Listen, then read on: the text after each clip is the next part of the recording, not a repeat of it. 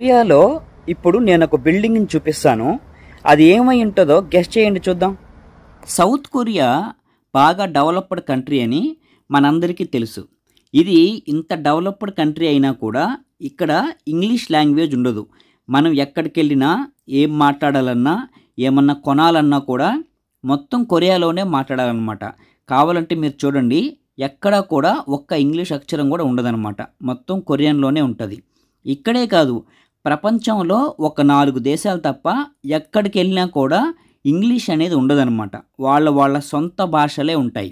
For example, మనం ఫ్రాన్స్కి వెళ్ళామనుకో, అక్కడ French మాట్లాడతారు. జర్మనీకి వెళ్తే జర్మన్ మాట్లాడతారు. రష్యాకి వెళ్తే రష్యన్ మాట్లాడతారు. ఇలా ప్రపంచంలో ఎక్కడికి వెళ్ళినా వాళ్ళ సొంత భాషలు ఉంటాయన్నమాట. అయితే ఇక్కడ ఒక డౌట్ రావచ్చు, మనం ఇంత కష్టపడి ఇంగ్లీష్ నేర్చుకొని చిన్నప్పటి నుంచి ఇంగ్లీష్ మీడియంలో చదువుకోవడం అంతా వేస్ట్ అంటారా? కాదు. ఇంగ్లీష్తో పాటు మనకి ఫస్ట్ సబ్జెక్ట్ ఉండాలి, తర్వాత స్కిల్ ఉండాలన్నమాట. ఆ తర్వాతే ఇంగ్లీష్ లాంగ్వేజ్.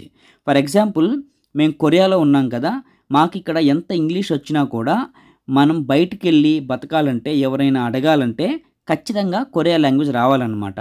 సో అలాగే ఎక్కడికి వెళ్ళినా కూడా ప్రపంచంలో మనకి ఆ లోకల్ లాంగ్వేజెస్ ఖచ్చితంగా రావాలి.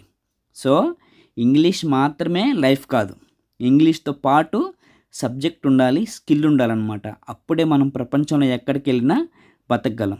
ఇంతకీ ఇదేంటో తెలిస్తే కామెంట్ చేయండి.